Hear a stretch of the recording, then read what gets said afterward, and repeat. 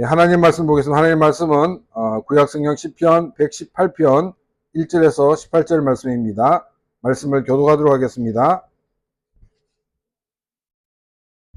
여호와께 감사하라. 그는 선하시며 그의 인자하심이 영원하미로다.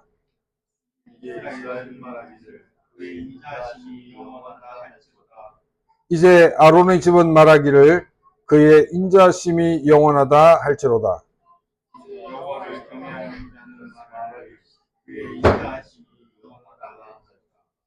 내가 고통 중에 여호와께 부르짖었더니 여호와께서 응답하시고 나를 넓은 곳에 세우셨도다. 여호와는 내 편이시라. 내가 두려워하지 아니하리니 사람에게 어찌할까. 여호와께서 내 편이 되사 나를 돕는 자들 중에 계심으로 그러므로 나를 미워하는 자들에게 보응하시는 것을 내가 보리로다. 여호와께 피하는 것이 사람을 신뢰하는 것보다 나으며 여호와께 피하는 것이 고관절을 신뢰하는 것보다 낫도다. 온 나라가 나를 에워쌌으니 내가 여호와의 이름으로 그들을 끊으리로다. 그들이 나를 에워싸고 내가 여호와의 이름으로 그들을 끊으리로다. 그들이 벌들처럼 나를 에워쌌으나 지성불에 불같이 다 없어졌다니 내가 여호와의 이름으로 그들을 끊으리라. 너는 나를 밀쳐 넘어뜨리려 하였으나 여호와께서는 나를 도우셨도다. 여호와는 나의 능력과 찬송이시오 또 나의 구원이 되셨다. 의인들의 장막에는 기쁜 소리, 구원의 소리가 있으며 여호와의 오른손이 권능을 베푸시며 여호와의 오른손이 높이 들렸으며 여호와의 오른손이 권능을 베푸시는도다. 내가 죽지 않고 살아서 여호와께서 하시는 일을 선포하리로다. 여호와께서 나를 친히 경책하셨어도 죽음에는 넘기지 아니하셨도다. 아멘. 우리가 살아가는 가운데 행복과 기쁨을 표현하는 단어들이 있습니다. 그 중에서 가장 대표적인 단어를 꼽는다 그러면 우리는 아마 사랑이라는 단어를 말할 것입니다. 이 사랑이라는 이 명사만이 아니라 사랑한다 혹은 이 사랑을 받는다는 이 동사를 다 포함해서 이 사랑이라는 단어로 말하게 됩니다. 그런데 아이러니하게 이 사랑이라는 단어는 어떤 사람에게는 이 불행이나 아픔의 원인이 되기도 합니다. 이 부모의 그 자식을 향한 이 사랑이 사람과 사람들 사이에 존재하는 가장 위대한 사랑이라고 말을 합니다. 그런데 때를 따라 이 사랑이라는 미명하에 폭력이 가해지기도 하고 또한 집착으로 나타나기도 합니다. 이런 왜곡된 사랑으로 인해서 아이들이 삐뚤게 자라고 또 부모도 불행하고 아이들도 불행한 일들이 있습니다. 이순간의 사랑 혹은 이 부부 간의 사랑도 서로를 윤택하게 하지만은 또 서로를 피폐하게 만들고 있다는 것입니다. 행복과 기쁨을 표현하는 단어가 어떤 경우에는 불행이나 아픔을 나타내는 것은 사랑의 방법이 너무나도 왜곡되었기 때문입니다. 왜곡된 사랑을 하는 사람들은 자신의 사랑이 왜곡되었다는 것을 전혀 인식하지 못하고 있습니다. 자신의 진정한 사랑을 상대가 알지 못하고 있다고 생각을 합니다. 그래서 상대로 하여금 알게 하기 위해서 더 폭력적이 되기도 하고 더 집착을 하기도 합니다. 또 어떤 경우에는 이 가스라이트를 통해서 상대를 세뇌하려고 하고 있습니다. 이런 왜곡된 사랑이 나타나는 가장 큰 이유는 바로 인간 속에 내재되어 있는 이 죄성 때문입니다. 그래서 사랑하는 방법을 잘못 행하고 또 사랑을 받는 방법도 잘못되어서 서로를 불행하게 만들고 있다는 것입니다. 많은 사람들은 우리 기독교를 사랑의 종교라고 이야기를 합니다. 기독교가 사랑의 종교라는 이것은 기독교가 선행을 베풀고 또 자선을 베푸는 종교라는 의미가 아니라는 것입니다. 죄로 타락한 인간을 구원하시기 위하여 창조주 하나님이 피조물인 인간이 되셨습니다. 그리고 인간이 담당해야 될 그 모든 죄를 감당하셨습니다. 죄로 타락한 인간을 대신하여 예수님이 인간으로 오셨고 십자가에서 그 죽으신 것은 바로 피조물인 우리 인간을 향한 창조주 하나님의 큰 사랑을 우리에게 보여주고 있습니다.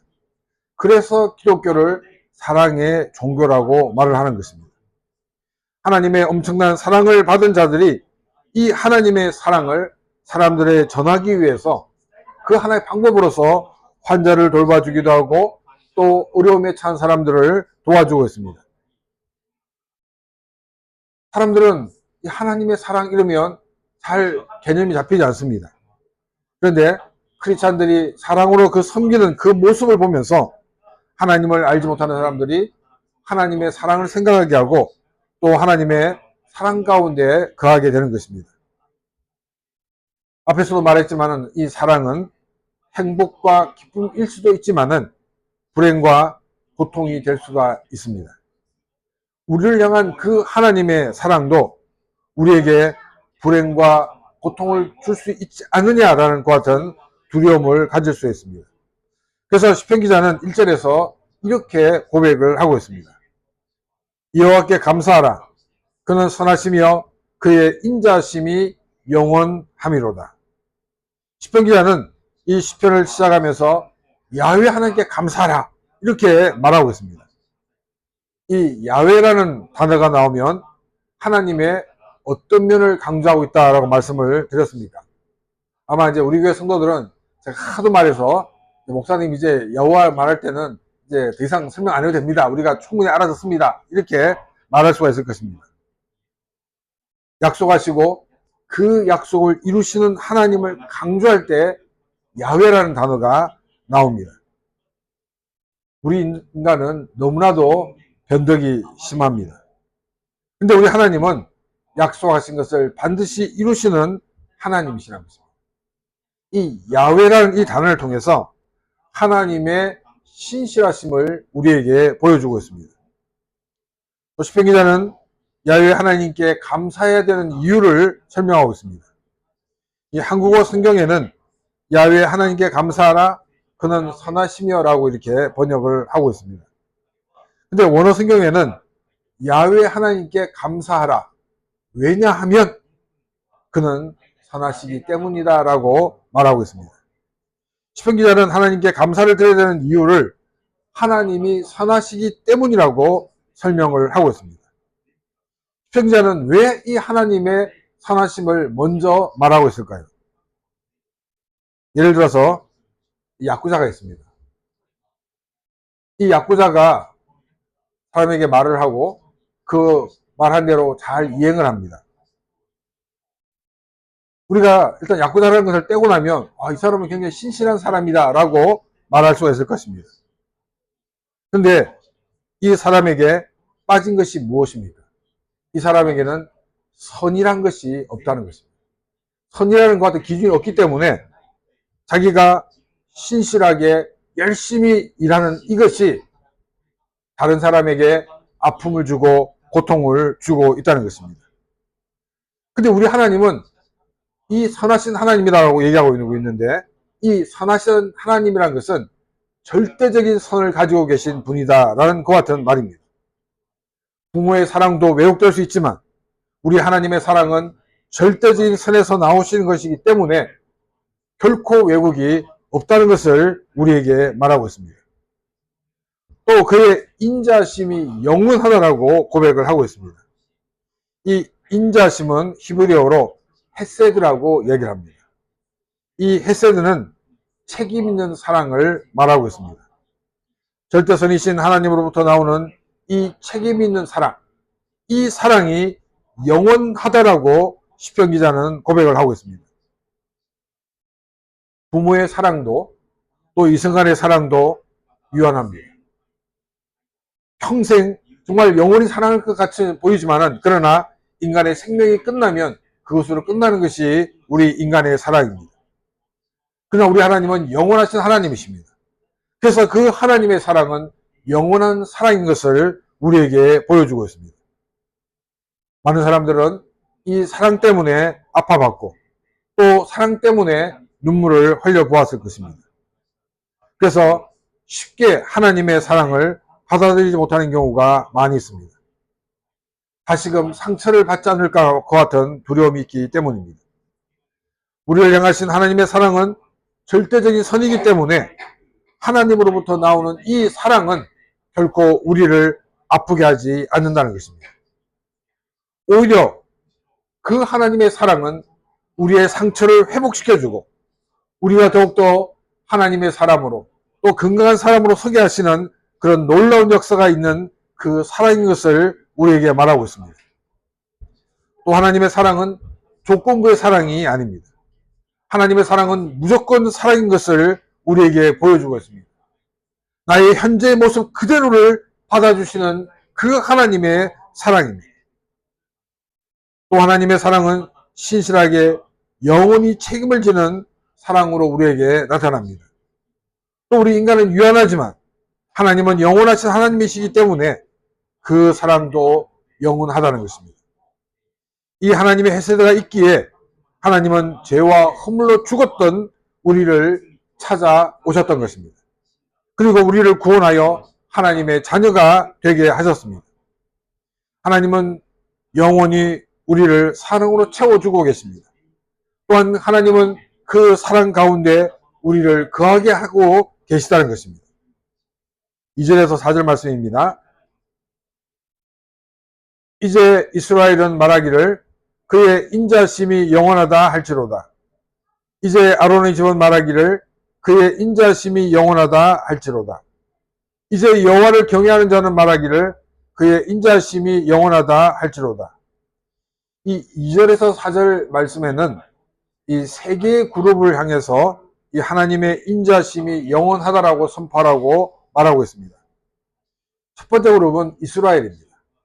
이 BC 4세기경에 번역된 그 히브리어에서 헬라어로 번역된 그 성경 70인역 성경에는 이 이스라엘의 집이라고 이렇게 집이라는 단어를 더 추가하고 있습니다. 그것은 아마도 이 3절에 나오는 아론의 집이라는 이 집이라는 단어가 나오기 때문에 운율을 맞추기 위해서 이렇게 집이라는 단어를 더 넣지 않았나 이렇게 보고 있습니다. 이스라엘의 집, 이스라엘은 하나님을 믿는 모든 사람을 전체를 다 이야기를 하고 있습니다. 그리고 여기 아론의 집은 뭐냐면 바로 예배를 위해 봉사하는 사람들을 말하고 있습니다. 예배를 위해 봉사하는 사람들이 하나님의 그 헤세드를 먼저 알고 그것을 경험하고 하나님을 예배하는 자가 또 예배를 인도하는 자가 되어야 한다는 것을 우리에게 말하고 있습니다. 오래전에 제가 기독교 동아리 모임에 가서 그 설교를 한 적이 있습니다. 세인한 대학인데 설교를 마치고 난 다음에 한 학생이 저에게 와서 인사를 하였습니다. 선생님, 목사님 설교가 굉장히 재밌었다. 그러면서 자기는 신학과 4학년인데 크리스찬은 아니다. 이렇게 이야기를 하였습니다. 이 사람들은 학교를 졸업하게 되면 이 종교 선생 자격증을 가지고 아마도 미션 스쿨에 취직을 하여서 성경을 가르치는 일을 하게 될 것입니다. 하나님을 믿지 않는다는 사람이 신학을 공부한다? 이때 사람들은 뭐라고 얘기하냐면 학문은 학문이고 신앙은 신앙이다. 이렇게 학문과 신앙을 분리해서 또 설명을 하고 있습니다. 여러분, 이 신학이라는 이 용어 자체가 하나님에 관련한 학문입니다. 근데 이 신앙을 빼고 나는 학문만 가르치겠다라는 이 말은 너무나도 모순된 말이라는 것을 우리에게 보여주고 있습니다. 하나님에 대한 신학을 공부하기 위해서는 신앙이 있어야지만이 그 신학을 할 수가 있습니다. 우리가 그냥 내가 철학을 공부했다라고 오케이, 그건 문제가 없습니다. 근데 신학을 공부했다고 그러면 하나님의 존재를 분명히 믿고 고백을 하는 가운데 신학이 시작될 수가 있다는 것입니다. 그래서 하나님을 예배하는 자들, 또 하나님을 예배하는 가운데 그 모든 일들을 맡은 사람들은 분명한 하나님에 대한 믿음을 가지고 있어야 됩니다. 말씀을 전하는 목사는 더 분명한 확신이 있어야 됩니다. 4절 말씀을 보게 되면 이제 여호와를 경외하는 자라는 말은 우리가 넓은 의미로 이스라엘을 말하고 있습니다. 근데 구태여 예배를 진행하는 이 제사장 그룹과 이렇게 구분한 이유는 예배에 참여하는 성도들을 대표한다라고 말할 수가 있습니다. 우리가 청중자로 예배에 참석해서는 안 된다는 것입니다. 이 1980년대 이후에 들어가면서 이 미국의 교회들이 굉장히 공연 형식으로 예배가 바뀌었습니다.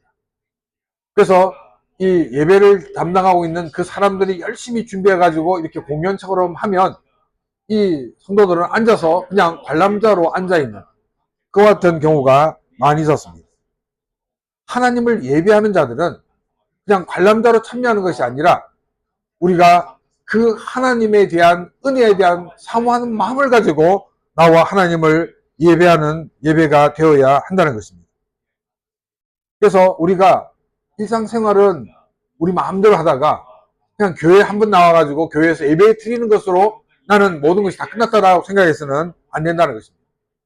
우리는 일상생활 가운데 하나님과 동행하는 삶을 살아야 됩니다. 일주일 동안 하나님의 말씀을 묵상하고 그 말씀을 행하기 위해서 우리는 몸부림쳐야 됩니다. 근데 우리가 묵상했던 그 말씀대로 살았습니까? 살은 경우도 있습니다. 승리한 경우도 있습니다. 근데 실패한 경우도 있습니다. 근데 실패했다고 우리가 너무 낙심할 필요가 없습니다. 하나님은 내가 말씀을 지키기 위해서 정말 하나님을 의지하고 한 걸음 한 걸음 나아가는 가운데 실패한 이 모든 과정들을 통해서 나를 더욱더 성장시키시고 나를 더욱더 성숙시키시고 계시다는 것입니다. 중요한 것은 내가 이 일상의 생활 가운데 하나님과 동행하는 삶을 살려고 얼마나 하나님을 의지했는가 하는 것입니다. 그런 사람이 예배할 때 더 풍성한 은혜를 받을 수가 있고 더 하나님께서는 많은 은혜와 복을 우리에게 부어 주신다는 것입니다. 그래서 우리는 하나님을 우리 교회만 제한시켜서는 안 됩니다. 내가 있는 그 직장에서 하나님은 나와 함께 계심을 우리는 기억해야 됩니다. 내가 있는 그 나의 가정에서 또 내가 지금 그 장보러 간 그 곳에서 하나님이 나와 함께 계심을 우리가 기억하면서 하나님과 동행하는 삶을 살아야 한다는 것입니다. 우리는 구원받은 하나님의 백성으로서 구원받은 사람답게 하나님과 동행함으로 늘 승리하는 그런 귀한 삶이 되시기를 바랍니다. 5절에서 7절 말씀입니다. 내가 고통 중에 여호와께 부르짖었더니 여호와께서 응답하시고 나를 넓은 곳에 세우셨도다. 여호와는 내 편이시라 내가 두려워하지 아니하리니 사람이 내게 어찌하랴. 여호와께서 내 편이 되사 나를 돕는 자 중에 계시니 그러므로 나를 미워하는 자들에게 보응하시는 것을 내가 보리로다. 시편기자는 자신의 경험담을 신앙 공동체 일원들에게 말을 하고 있습니다. 사람들이 고통을 받게 되면 일반적으로는 무엇을 해야 될지 몰라서 우왕좌왕하는 경우가 대부분입니다. 근데 시편기자는 우왕좌왕하지 않고 하나님께 부르짖었다라고 말하고 있습니다. 이것을 볼 때 시편기자는 평소의 삶이 어떠했는가를 우리가 알 수가 있습니다. 이 시편기자는 평소에 늘 하나님을 의지하는 것 같은 사람이었습니다. 늘 하나님의 말씀을 묵상하고 그 말씀 가운데 거하는 사람이었습니다. 그래서 고통이 임했을 때 즉시 하나님께 나와 하나님께 기도할 수가 있었습니다. 원망과 불평보다 하나님 앞에 나와 기도할 때 하나님은 넓은 곳에 세우셨다라고 시편기자는 고백을 하고 있습니다. 풍랑이 있는 바다에서 넓은 안전한 곳에 세우시는 분이 우리 하나님이시라는 것을 시편기자는 말하고 있습니다. 또 이런 놀라운 하나님의 응답을 보게 되었을 때 시편기자는 하나님이 내 편이시구나 하는 것을 더욱더 확신하게 되었습니다. 하나님은 나를 돕는 방법이 여러 가지입니다. 직접 하나님이 개입하셔서 역사하는 방법이 있습니다. 또 한 가지는 뭐냐면 하나님은 나에게 돕는 사람을 붙여주십니다. 그래서 내가 힘들고 어려운 일들을 그 사람과 함께 해결함으로써 우리가 그 모든 어려움에서 이기게 하시는 하나님이신 것을 우리에게 말하고 있습니다. 우리가 이러한 가운데서 우리는 간혹 잘못하면 하나님이 붙여준 그 사람을 의지하는 경우가 많이 있습니다. 근데 시편기자는 자신은 하나님이 나에게 이 사람을 붙여준 것은 알지만은 그러나 내가 이 사람을 의지하는 것이 아니라 하나님을 의지한다라고 고백을 하고 있습니다. 8절과 9절입니다. 여호와께 피하는 것이 사람을 신뢰하는 것보다 나으며 여호와께 피하는 것이 고관을 신뢰하는 것보다 낫도다. 내가 사람을 의지하고 그 사람의 힘을 의지하는 것보다는 하나님께 피하는 것이, 하나님만을 의지하는 것이 내가 가장 안전한 길이고 가장 빠른 길인 것을 알았다라고 고백을 하고 있습니다. 저희가 이제 선교사로 처음 이렇게 헌신하게 되었을 때 파송교회도 없고 후원하는 교회도 없었습니다. 그러다 보니까 정말 이제 사람들을 만나서 기도제에 기도를 요청하고 또 후원을 요청하였습니다. 근데 이제 제가 선교사로 헌신하기 전에는 제가 혹시 개척을 한다 그러면 정말 교회를 지어줄 것처럼 얘기했던 분을 만나려고 전화를 했는데 그런 분들은 그때는 뭐가 바쁜지 저 만날 시간이 없습니다. 또 이게 만나도 아니 나에게 그렇게 따뜻했던 분이 그렇게 찬바람이 불게 대할 수가 없습니다.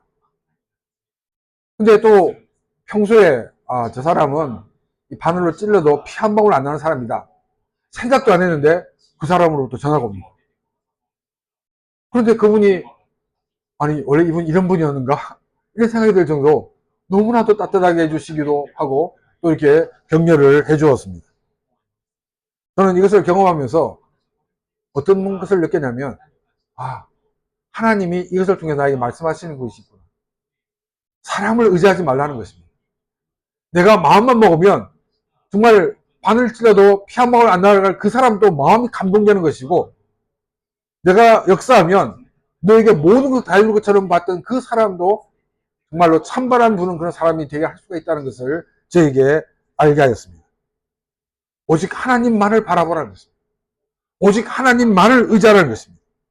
이것이 우리가 승리하는 비결인 것을 시편기자는 말하고 있습니다. 10절에서 13절 말씀입니다. 문나라가 나를 에워쌌으니 내가 여호와의 이름으로 그들을 끊으리로다. 그들이 나를 에워싸고 에워쌌으니 내가 여호와의 이름으로 그들을 끊으리로다. 그들이 벌처럼 나를 에워쌌으나 가시덤불에 불같이 다 없어지었나니 내가 여호와의 이름으로 그들을 끊으리로다. 너는 나를 밀쳐 넘어뜨려 하였으나 여호와께서는 나를 도우셨도다. 이 10절에서 13절 말씀을 통해서 시편기자는 하나님만을 의지했을 때 하나님이 어떤 일을 하셨는지를 고백하고 있습니다. 여러 나라가 연합군이 되어서 시편기자를 포위하였습니다. 자신의 힘으로는 한 나라도 감당하기 힘들었는데 오히려 이 연합군이 형성되어서 자신을 공격하고 있습니다. 이 전쟁에서 이기는 것은 불가능한 일이었습니다. 그런데 야훼 하나님께 나와 기도하게 되었을 때 야훼 하나님의 이름으로 그 모든 것을 끊게 될 것이라고 이야기를 하고 있습니다. 강력한 연합군의 모든 것을 하나님의 힘으로 굴복시키신다라고 시편기자는 고백을 하고 있습니다. 14절에 16절 말씀입니다. 여호와는 나의 능력과 찬송이시요 또 나의 구원이 되셨도다. 의인들의 장막에는 기쁜 소리, 구원의 소리가 있으며 여호와의 오른손이 권능을 베푸시며 여호와의 오른손이 높이 들렸으니 여호와의 오른손이 권능을 베푸시는도다. 야훼 하나님은 나의 능력과 찬송과 구원이 되신다라고 고백을 하고 있습니다.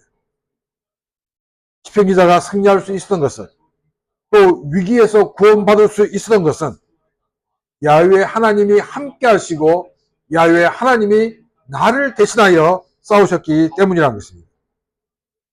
이 사실을 안 시편기자는 하나님을 찬송하지 않을 수가 없었던 것입니다. 15절과 16절 말씀에서는 이 시편기자의 승리는 한 사람의 승리가 아니라 하나님을 의지하는 모든 사람들의 승리라고 말하고 있습니다. 나의 승리, 나 한 사람의 승리, 우리 가정의 승리가 아니라 이 승리가 우리 교회의 승리이고 또 주를 고백하는 많은 사람들의 성도들의 그런 승리임을 기억하면서 우리가 믿음으로 승리하는 그런 귀한 삶이 되시기를 바랍니다. 17절에 18절 말씀입니다. 내가 죽지 않고 살아서 여호와께서 하시는 일을 선포하리로다. 여호와께서 나를 심히 경책하셨어도 죽음에는 넘기지 아니하셨도다. 하나님의 놀라운 일을 경험한 시편 기자는 자신의 남은 인생을 어떻게 가야 될지 자신의 목적을 붙잡았습니다. 시편 기자가 남은 인생을 어떻게 살려고 결단을 했을까요? 내가 성공해서 내가 더 많은 것을 누리자라는 것이 아니었습니다. 야훼 하나님께서 하신 일을 선포할 것이라고 고백을 하고 있습니다. 하나님이 하신 일들을 고백하는 것. 이것이 우리의 인생의 목적이 되어야 합니다. 나에게 하신 이 일들을 사람들에게 알리는 이 일을 위해서 모든 사람들이 목사가 되고 선교사가 되어라는 말이 아닙니다. 제가 목사가 되고 선교사가 되고 보니까 이 안 믿는 사람을 만나기가 너무나도 힘들어요. 왜냐하면 지금 이제 우리 교회는 사람이 적어서 이렇게 만나는 수가 적지만은 한국에서는 매일매일 크리스찬들만을 만나야 돼요.